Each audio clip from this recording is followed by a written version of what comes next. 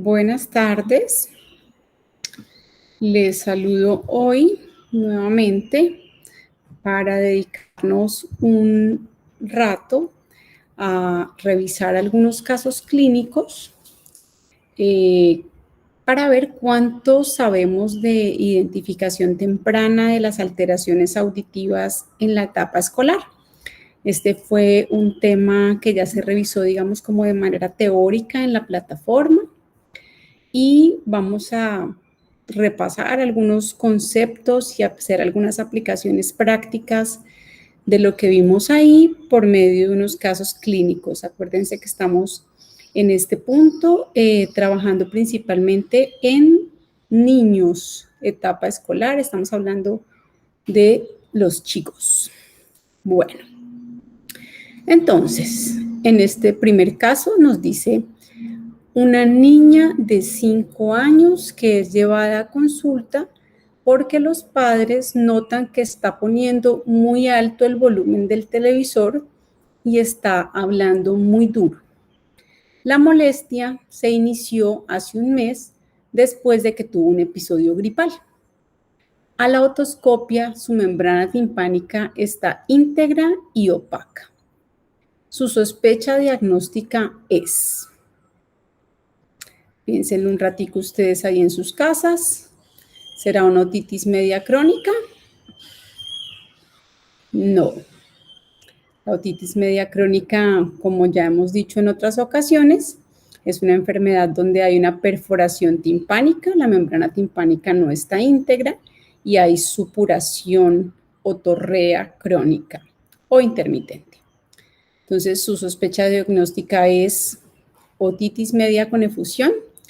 Si su respuesta fue otitis media con efusión, correcto. La otitis media con efusión es la presencia de líquido en el oído medio sin síntomas o signos de infección aguda. Esta niña no estaba cursando ni con dolor ni con fiebre, sino que la única queja realmente por la cual consultaba era por pérdida de audición o sospecha de pérdida de audición por parte de los padres. Entonces se trata de una otitis media con efusión. Es frecuente que pueda quedar líquido en los oídos medios de los niños posterior a un episodio gripal, que era el único antecedente como que nos nombraban en el casito anterior. Bueno, el examen audiológico que solicitaría inicialmente es... Ahí hay un dato importante en los datos de la historia clínica que nos dieron así cortita, y es que dice que la niña tiene 5 años. El examen que solicitaría inicialmente para evaluar la audición son potenciales evocados auditivos. No, los potenciales evocados son un examen electrofisiológico que evalúa de una manera muy buena toda la vía auditiva, pero después de los 5 años es relativamente fácil que un niño colabore en la realización de una audiometría tonal, que es el examen de audición convencional que se hace desde los 5 años en adelante hasta la etapa adulta. Bueno, muy bien. Ahora vamos a ver. La audiometría tonal se la hicieron a la niña. La audiometría tonal muestra este resultado. Usted considera que corresponde a. Entonces veamos esta audiometría tonal. Recuerden, por este ladito, en este eje, intensidad en decibeles aumentando aquí para abajo y frecuencias en hertz que nos evalúan diferentes sonidos, los más graves aquí del lado izquierdo, los más agudos aquí en el lado derecho. Oído izquierdo en azul, oído derecho en rojo. La vía ósea son estos corcheticos que están aquí en la parte más alta. Si nos fijamos, la vía ósea está dentro de lo normal, entre 0 y 20 decibeles. Y la vía aérea, que está marcada para el oído izquierdo con estas X y para el oído derecho con los círculos, si está por debajo de 20 decibeles. Incluso para el oído derecho está un poco más afectada, llegando a tocar aquí casi los 40 decibeles. Y existe un gap o brecha entre la vía ósea y la vía aérea. Entonces, el diagnóstico es audición normal, No pareciera, ¿verdad? Tenemos una brecha entre vía ósea y vía aérea y tenemos algunas de las frecuencias, sobre todo estas del oído izquierdo y todas las del oído derecho, por debajo de 20 decibeles. El diagnóstico es hipoacusia conductiva bilateral. Entonces, hay seguramente algo que está impidiendo la transmisión del sonido adecuadamente en ese oído. Lo más probable es que sea líquido. No nos describieron, digamos, con mucha precisión la otoscopia, pero seguramente esa membrana timpánica opaca es porque detrás hay líquido. Un colega le sugiere darle tratamiento a esta paciente con antibiótico, amoxicilina a 50 miligramos por kilo día. ¿Considera usted que el manejo propuesto por su colega es acertado? Entonces, revisemos dos cositas.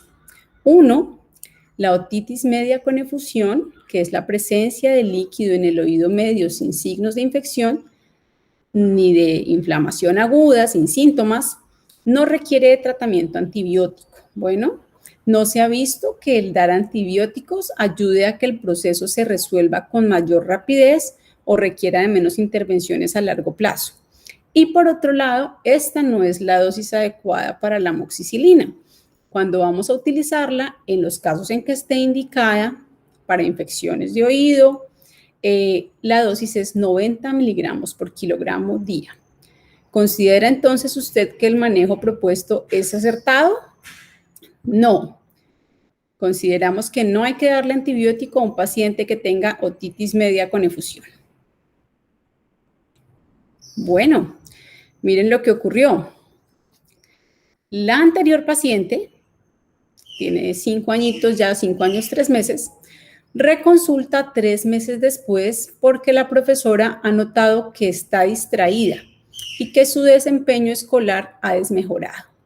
Al examen físico, usted encuentra en la otoscopia esta imagen. Entonces, hablemos un poquitico primero de la imagen. Es una imagen de un oídito izquierdo, mango del martillo dirigido hacia adelante, membrana timpánica íntegra, incluso alcanza a verse brillante, pero la coloración no es la normal. No tenemos una membrana timpánica grisácea que se ve que como que detrás contiene aire, sino que vemos una membrana timpánica que se alcanza a ver como si hubiera algo detrás de características como cerosas y amarillentas. Este es el líquido, digamos, típico presente en las otitis medias con efusión. Es un líquido ceroso que ha permanecido a veces ahí por mucho tiempo. Entonces, esta chiqui, miren que el síntoma cardinal que los llevó a reconsultar es que está presentando alteración en el desempeño escolar. Esto es muy importante.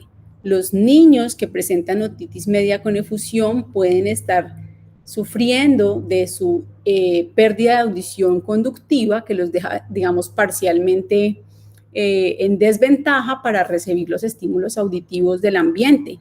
Pueden empezar a perderse cosas en su escuela o información que les dan porque no están escuchando bien. ¿Qué conducta vamos a tomar entonces con esta niña que lleva 3 meses con otitis media con efusión? Darle manejo con ampicilina sulbactam. ¿Qué les parece esta opción? Espero que de la repetición quede completamente claro. No se requiere darle antibiótico a los pacientes con otitis media con efusión. No cambia la resolución del proceso. Remitirla a otorrino para tubos de ventilación.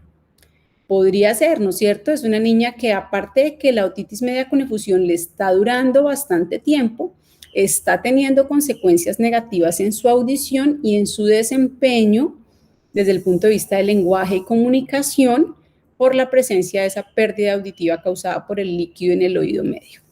Entonces la vamos a remitir a otorrino. Muy bien, perfecto. Espero que para ustedes sean prácticos estos casos. Felicitaciones a todos los que dedicaron este ratico. Ahora ya sabemos más sobre otitis media con efusión. Recuerden que el proceso de la construcción del conocimiento y de mantenernos como actualizados es importante en medicina. En medicina todo va cambiando, además todos vamos pasando los años y hay cosas que se nos van olvidando, entonces hay que ir retomando todo cada tiempo. Bueno, ahora vamos a pasar a un nuevo casito. Este es un niño de 8 años que es llevado a consulta porque refiere que no está escuchando bien por el oído derecho desde hace 2 semanas. Entonces, oído derecho tapado, no estoy escuchando. En la otoscopia, me disculpo por ese sonido, se hace el siguiente hallazgo. Aquí vemos esa otoscopia que estamos viendo, vemos pared del conducto auditivo externo y este hallazgo aquí ocupando la luz del conducto que no nos deja ver nada de la membrana timpánica. ¿Cuál es su diagnóstico? ¿Otitis media crónica?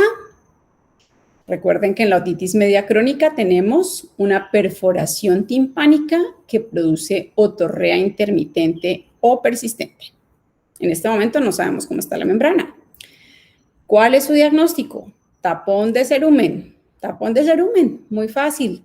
No estamos viendo nada más adentro, no podemos decir nada más acerca de ese oído. Muy bien. ¿Cuál es la conducta a seguir entonces en ese paciente que se queja de que no escucha bien por ese oído y encontramos un tapón de cerumen? ¿Nuestra conducta será solicitar audiometría tonal? No, a pesar de que el niño tiene 8 años y que la audiometría tonal es el examen que está recomendado para evaluar la audición en esa edad, pues no es conveniente enviar a valoración de audición a un paciente que tiene algo que le está obstruyendo el conducto auditivo externo. Entonces, hay que retirar eso del conducto auditivo externo y ahí sí después hacer nuestra evaluación de audición, porque si no, nuestros resultados pues pueden estar viciados por ese tapón de cerumen que obstruye el conducto auditivo externo y nos puede dar una falsa hipoacusia conductiva. Entonces, ¿cuál es la conducta? Recomendar gotas oleosas para ablandar el cerumen. Aquí existen varias presentaciones, varias opciones, no las voy a nombrar la parte comercial. Cualquier gotica que sea oleosa, aceitosa, ¿listo? Aceite Johnson, aceite de almendra, existen algunas goticas específicamente diseñadas por las casas farmacéuticas que son oleosas para ablandar la cera. Podemos utilizar cualquiera de esas para que el cerumen se ablande.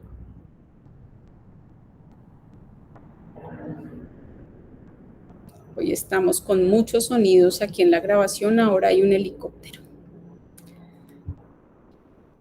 Bueno, ¿recomendaría usted un lavado de oído posterior a la aplicación de las gotas? El paciente tiene como antecedente una otitis media supurativa que estuvo activa hasta hace un año. Entonces, la mayoría de las veces que recomendamos unas goticas oleosas para ablandar el cerumen a los pacientes, el cerumen se va a ablandar. Es posible que salga un poquito, pero la mayoría de las veces cuando hay un tapón así de grande no va a salir completamente. Una de las opciones que tenemos para extraer tapones de cerumen es realizar un lavado de oído, pero los lavados de oído deben realizarse cuando hay un tapón y tenemos seguridad o por lo menos estamos con una alta probabilidad de que nuestro paciente no tenga una perforación timpánica ni haya sufrido una otitis media supurativa. ¿Por qué? Porque está contraindicado hacer un lavado de oído cuando sospechamos que haya alguna de estas condiciones. Entonces, ¿le haríamos un lavado de oído? No, está contraindicado en el caso de que haya un antecedente de una otitis media supurativa. Bueno, miren aquí lo que nos encontramos. Paciente de 10 años que es traída a urgencias por presentar dolor intenso en el oído que inició mientras estaba durmiendo. Esto es la historia clásica y típica de este tipo de cosas. La persona está acostada, está durmiendo, no se da cuenta y algo se introduce en su oídito. Al examen físico usted encuentra en la otoscopia esto, que hay aquí un insecto que seguramente, claro, por eso produjo un dolor intensísimo y súbito, porque el insecto se mete en el conducto auditivo externo y empieza a rascar allá con sus paticas toda la piel del conducto, que es supremamente sensible, y esto produce bastante dolor. Su conducta inmediata, ¿cuál es? A, o bueno, una opción, llenar el conducto auditivo externo de aceite mineral para que el insecto muera. B, remitirla al otorrino. Hay que hacer algo en el momento. El insecto está vivo, está arañando las paredes del conducto auditivo externo y está produciendo un dolor intenso. Esta es una excelente opción. Se puede llenar el conducto de aceite para que el insecto muera ahogado. Una vez el insecto muere, la urgencia del asunto pasa y se le puede explicar a los papás.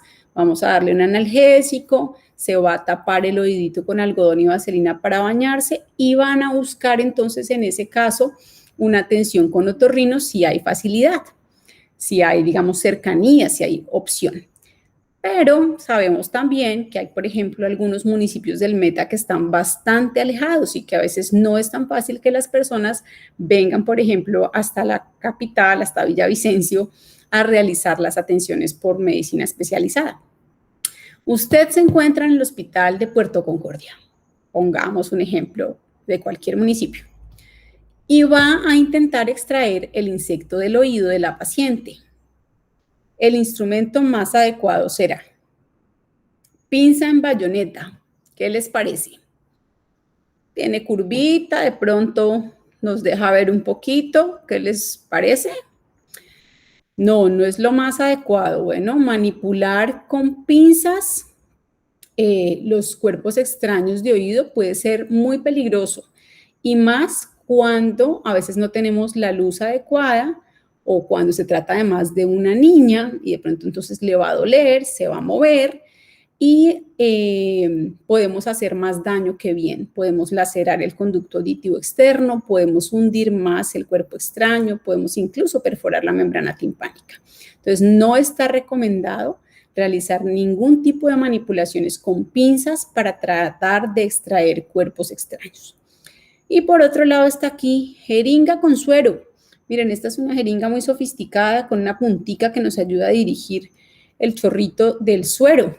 Cuando no tenemos esto así de sofisticado, pues le ponemos un yelco de cualquier tamaño a la punta de nuestra jeringa y eso hace que el chorrito de suero que vamos a aplicar en la pared del conducto, apoyado sobre la pared, pues se dirija mucho mejor. Entonces, jeringa con suero, vamos a intentar hacer un lavadito de oído, un único intento. Bueno, si lo logramos, maravilloso. Si no lo logramos, no nos empecinemos en hacer más manipulaciones y causar de pronto daño.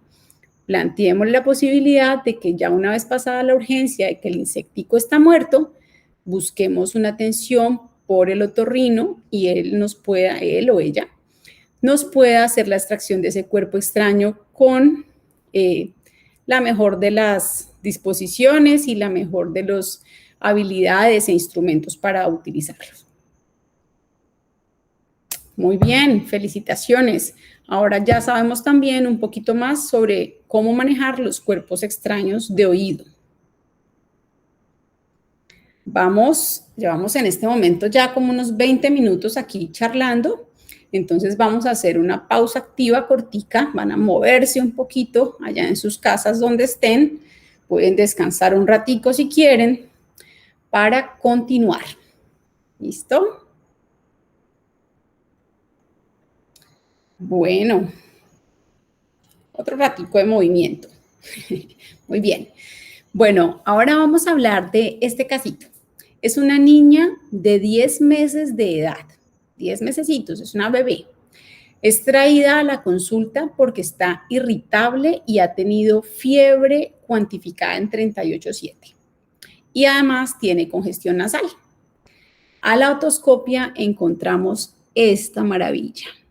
Está un poquito girada como la foto, ¿no es cierto? Pero es evidente. Tenemos aumento de la vascularidad, tenemos enrojecimiento y tenemos abombamiento de esa membrana timpánica. El umbo, el ombliguito del tímpano se ve hundido con respecto a todo el resto porque el resto está abombado. Su diagnóstico más probable con estos hallazgos y ese cuadro clínico es otitis externa, La otitis externa es una inflamación de la piel del conducto que puede producir enrojecimiento de la piel y secreción. Pero en este caso definitivamente esta membrana timpánica está inflamada, eritematosa y abombada. Y tenemos un cuadro clínico típico de dolor, irritabilidad y fiebre. Esto es una otitis media aguda. Muy bien. Nuestra conducta a seguir. Ahí recordemos un dato muy importante. ¿Qué edad tenía la pacientica de la que estábamos hablando? Era una pacientica de 10 meses, una niña de 10 meses, una bebé de 10 meses. Su conducta a seguir es, primera opción, iniciar analgésico y citar a control en 3 días. ¿Qué tal les parece esta opción? En muchas de las guías, en las guías de otitis media aguda, se plantea la posibilidad de iniciar analgésico, acetaminofén, ibuprofeno, manejar la parte sintomática en los pacientes, pero sobre todo en los mayores de 2 años y que no tengan un cuadro severo. Esta bebé es una chiqui de 10 meses, es decir, es menor de 2 años y efectivamente tenía un cuadro más o menos severo, tenía una fiebrecita alta y estaba bastante incómoda y sintomática. Entonces, nuestra conducta va a ser iniciar manejo con amoxicilina a dosis de 90, esto es un 90, aunque parece hay un numerito raro, 90 miligramos por kilogramo día por mínimo 5 días, ¿listo? En las guías también que hay estudios de duración de tratamiento de otitis, lo habitual es que lo utilicemos mínimo 5 o 7 días. Muy bien. La mamá de la niña nos pregunta, ¿qué factores puedo modificar en la vida de mi hija para que haga menos episodios de otitis?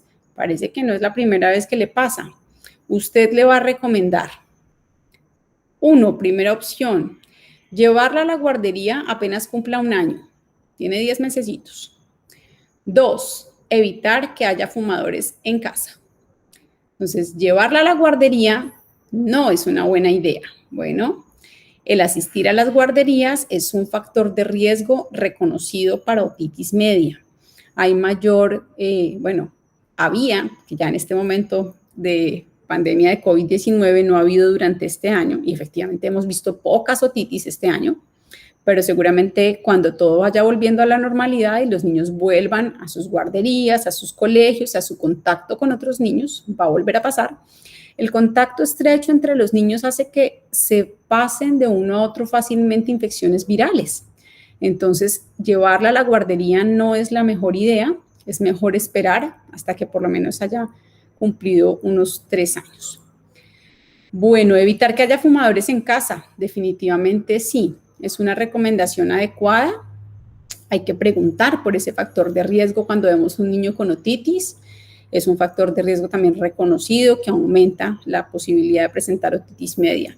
¿Qué otra recomendación podemos hacer? Mantener muy al día las vacunas, que todas las vacunas se cumplan.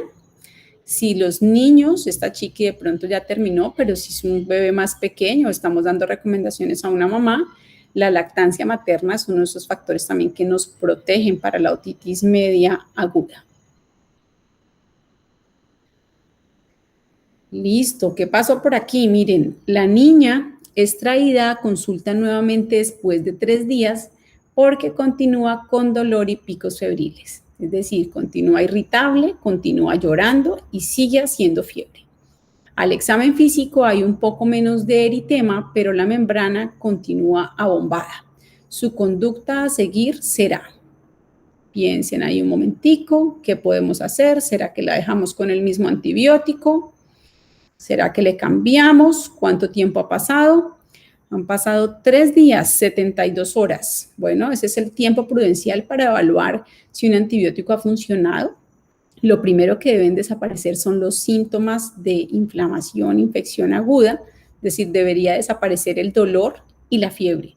Los cambios en la otoscopia pueden demorarse un poquito más, pero ya no debería haber dolor ni fiebre. Entonces, continúa habiendo síntomas, debemos cambiar a esta chiqui a antibiótico. otro antibiótico. La segunda opción propuesta en las guías es amoxicilina más ácido clavulánico, calculado nuevamente con dosis de 90 miligramos de amoxicilina por kilo. Cambiar la eritromicina no parece una muy buena idea, ¿no? Entonces vamos a cambiar la amoxicilina clavulanato. Muy bien. Y volvemos a iniciar tratamiento. Después de un año, pasó un buen tiempito, usted vuelve a ver a esta paciente, que ahora tiene 22 meses, y la mamá le cuenta que la niña ha tenido 4 episodios de otitis media aguda en el último año. 4 episodios, siempre es harto. Su conducta será 1. O A. Explicar a la mamá que las otitis son frecuentes en los niños. ¿Es esto cierto? Es cierto, las otitis medias agudas son una de las infecciones más frecuentes en los niños menores de 5 años, pero tal vez 4 episodios en un año es demasiado. Segunda opción, remitir al otorrino para valoración y posiblemente tubos de ventilación. Una de las indicaciones para colocar tubos de ventilación en la membrana timpánica es los niños que presentan, como en este caso de esta bebé, otitis medias agudas a repetición. Muy bien. Felicitaciones. Ahora, después de mirar este casito y también si estuvieron viendo de pronto el módulo que construimos como teórico acerca de la detección de alteraciones auditivas en la etapa escolar, ahora ya sabemos un poquito más de otitis media aguda. Igual vamos a dejar algunos links de algunos documentos que ustedes pueden revisar, que pueden leer y que les van a brindar información para complementar su conocimiento. Bueno, ahora pasamos a este otro casito. Es un niño de 12 años, ya es un muchacho más grandecito, que es traído a la consulta porque presentó dolor intenso en el oído izquierdo posterior al lanzarse de una altura de 3 metros a un río. Esta historia es bastante llanera. Esta es una actividad frecuente aquí, sobre todo en meses de verano. Entonces, este chiqui se lanzó de una altura, cae al río, se sumerge seguramente una buena parte, cambia la presión. Su sospecha diagnóstica es otitis media aguda. ¿Qué opinan ustedes? El mecanismo que nos cuentan como que no suena mucho, ¿no es cierto? Y además es un niño relativamente grande. Perforación timpánica traumática. Es mucho más probable. Entonces, hubo un cambio de presión, no se logró equilibrar la presión, hubo un golpe muy fuerte del agua a través del conducto. El hallazgo en la otoscopia izquierda es el siguiente. Entonces, veamos, oído izquierdo, manguito del martillo, conito luminoso, cuadrantes posteriores, y aquí hay una perforacioncita redondeada, no muy grande, por ahí como del 20%, con sus bordecitos todos sanguinolentos, que se ve que es reciente. Su conducta será cubrimiento antibiótico con amoxicilina. ¿Qué opinan? No, no es necesario cubrir las perforaciones timpánicas traumáticas con antibiótico. ¿Qué sí es necesario? Que no les caiga agua.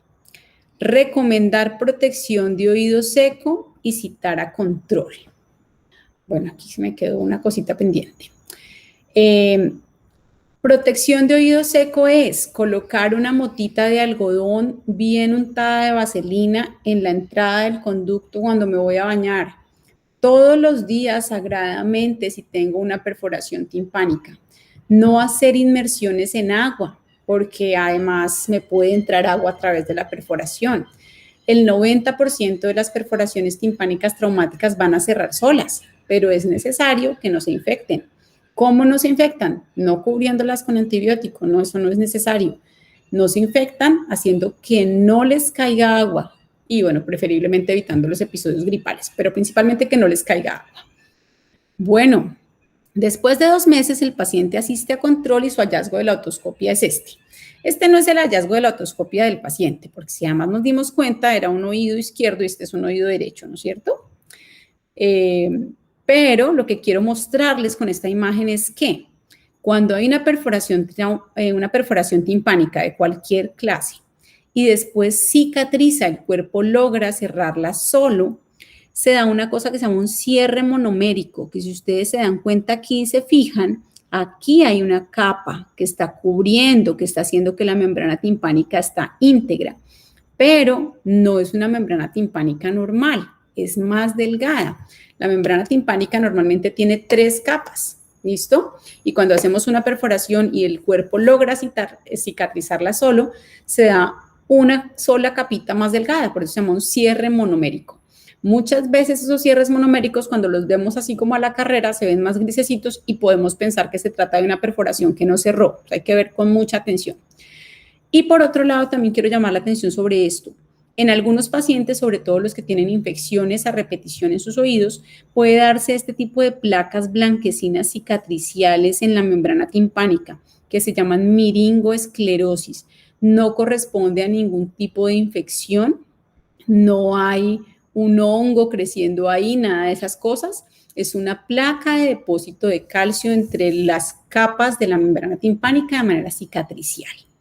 Entonces, ¿considera usted que esta otoscopia es normal? Bueno, normal no, ¿no es cierto? Tiene algunos hallazgos que ya describimos, pero ¿continúa la perforación timpánica? No, no continúa, aquí vimos que está cerrada.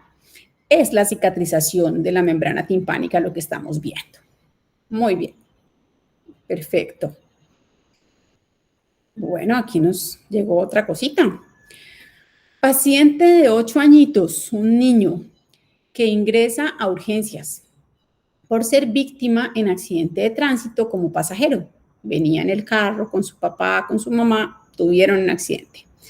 Tuvo un trauma craneano, tuvo un golpe en su cabecita, pero no hubo pérdida de conciencia. Al examen físico en urgencias, lo que más llamó la atención en el momento era que presentaba otorragia de oído izquierdo, es este oído. Bueno, aquí hay un problema de lateralidad. Presentaba sangradito, ¿listo? Sangradito de su oído, que es su oído izquierdo. Entonces, la recomendación de cuidado de oído que usted le dará en el momento es que se haga un lavado de oído para quitar toda esa sangre. ¿Qué opinamos? No. Si acabamos de tener un golpe, un trauma y tenemos otorragia, es posible que haya una fractura de la pared del conducto, una perforación timpánica. Entonces, lo ideal es protección de oído seco. Limpiamos con una gasita solamente la parte externa, no realizamos ninguna manipulación dentro del oído, no se mete ningún copito ni nada para limpiar esa sangre y se le da la recomendación a los papás de que ese oído se va a tapar para que no le caiga agua durante varias semanas. Muy bien. Bueno, aquí está. Al paciente le toman un TAC de oído y nos reportan la siguiente imagen. Su diagnóstico es, aquí volvemos a ver, para que nos volvamos cada vez más duchos en esto, un corte axial de una tomografía de oído. Entonces aquí estamos viendo nuestro oído normalito, mastoides bien neumatizada, llena de aire, corte aquí a través de la caja timpánica, que se ve aquí todo este aire alrededor de la cadena de huesecillos, y aquí está la cóclea. Y este es nuestro oído golpeadito, nuestro oído izquierdo. Entonces, aquí si ustedes se fijan, hay una ayuda muy grande, y es que tenemos unas flechitas aquí señalándonos un trazo.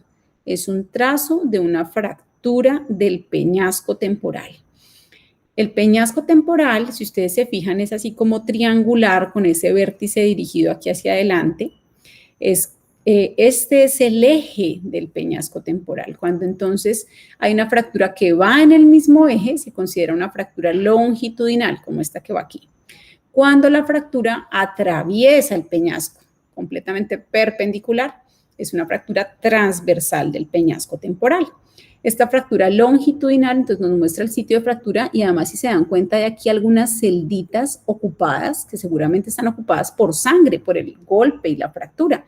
Y hay también sangrecita alrededor de la cadena osicular. Nuestro diagnóstico es entonces una mastoiditis aguda. Nada que ver, si hubiéramos de pronto solamente unas celditas mastoideas ocupadas y no supiéramos nada de la historia, de pronto nos podríamos confundir. Pero definitivamente lo que hay aquí es una fractura longitudinal del peñasco temporal. Muy bien. Bueno, el papá del paciente, que no está tan malito afortunadamente, no se golpeó tanto, le pregunta si esa fractura requerirá de algún manejo quirúrgico. ¿Ustedes qué opinan? Una fractura del peñasco temporal. Estamos en un sitio que no se mueve, ¿no? No tenemos movimiento ahí en el peñasco. Está aquí adentro, eso no se mueve. ¿Va a requerir algún manejo quirúrgico? La gran mayoría de las veces, diría yo que casi que 100% de las veces, no. No va a requerir de ningún manejo quirúrgico. Se trata de vigilancia más que todo en estos pacientes y de evaluar posteriormente si queda algún déficit. El padre del niño, nuevamente, es un señor un poquito preguntón, pero eso está bien que reciban toda la información. Le pregunta acerca de cuáles pueden ser las posibles complicaciones derivadas de esta fractura temporal. ¿Qué signos de alarma le podríamos dar? Si ustedes se dan cuenta, aquí hay 2 París, que es nuestra respuesta positiva aquí. Todas estas posibilidades hay en una fractura del temporal. Se puede dar parálisis facial. El nervio facial corre ahí a través del peñasco temporal, entonces ya sea porque se quede, digamos, incluido en la fractura o porque haya inflamación y sangre alrededor, puede presentarse una parálisis facial que puede ser inmediata o puede ser progresiva si es por edema. Puede presentarse hipoacusia, obviamente, puede haber pérdida de audición, ahí vimos que prácticamente había incluso sangre allá en el oído medio. Puede haber alteración del equilibrio, claro que sí, incluso en las fracturas transversas, desafortunadamente a veces hay compromiso de estructuras del oído interno. Puede haber una fístula de líquido cefalorraquídeo, también ocurre en niños que pueden empezar a presentar otoliquia, empiezan a salir líquido transparente a través del conducto auditivo externo, puede haber una fístula de líquido cefalorraquídeo y puede haber una perforación timpánica. Todas estas cosas son signos de alarma que tenemos que tener en cuenta, que tenemos que vigilar y que tenemos que advertir a los papás que podrían pasar después de esta fractura del temporal. Muy bien. Bueno, ahora ya estuvimos hablando un rato de trauma de oído. Felicitaciones. Espero que algunas de estas informaciones, imágenes les sirvan. Ahora vamos a hablar un par de cositas pequeñas acerca de el vértigo.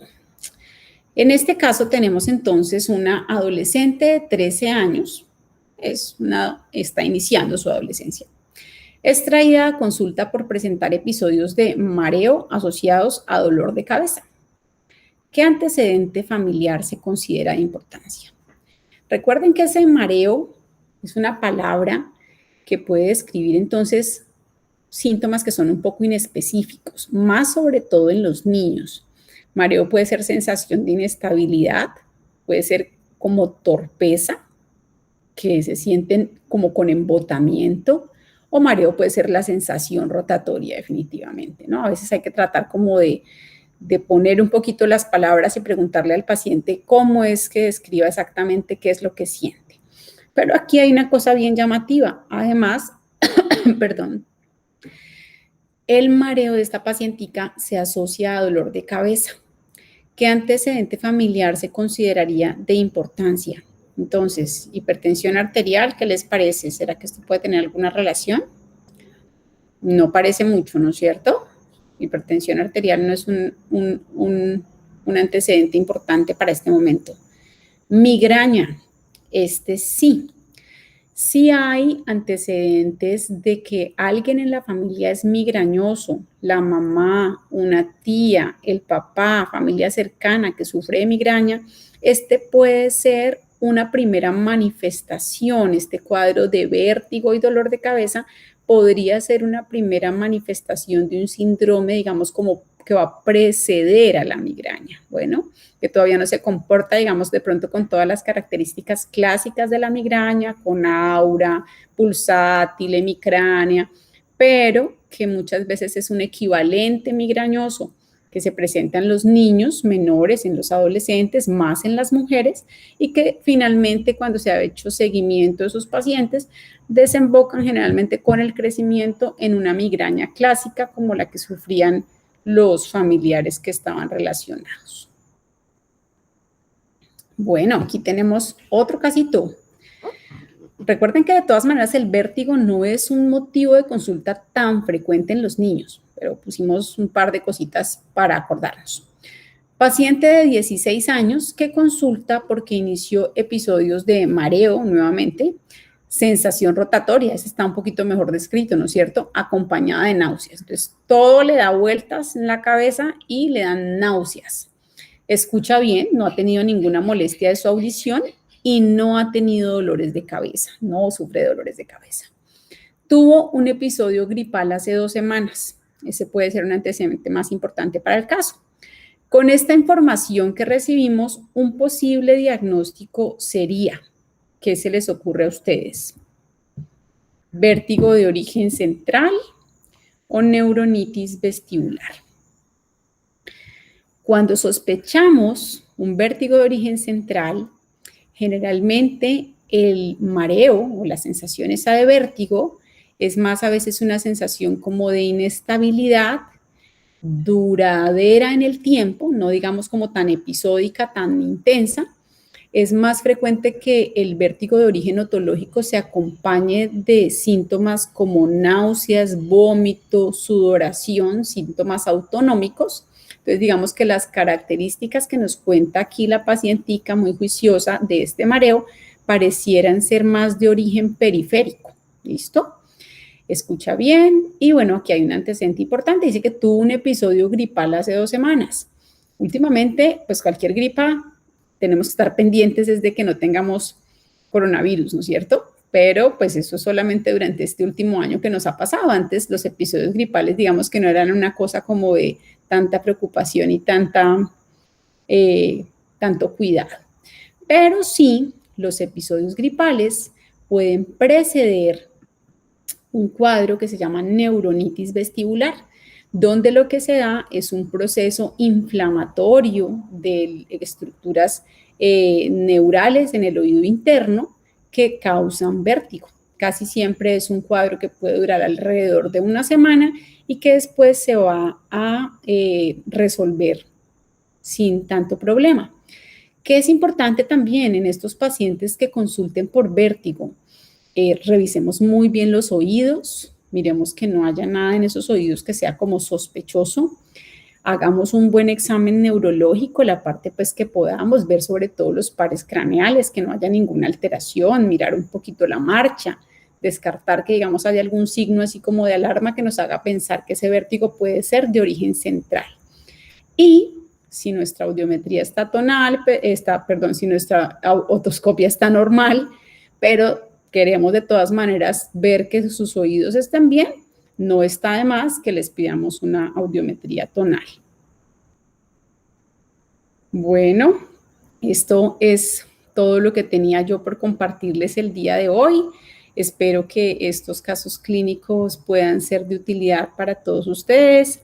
Ha sido un placer compartir un poquito de esta información, de las cosas que vemos a diario en nuestras consultas.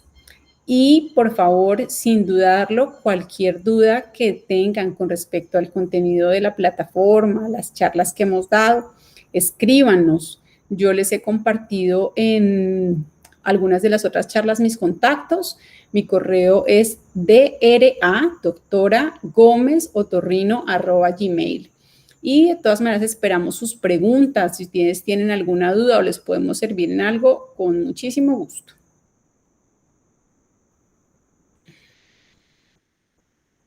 Bueno, aquí dice incorrecto porque es la parte final que nos mostraba cuánto estábamos respondiendo mal. Muchas gracias a todos por la atención.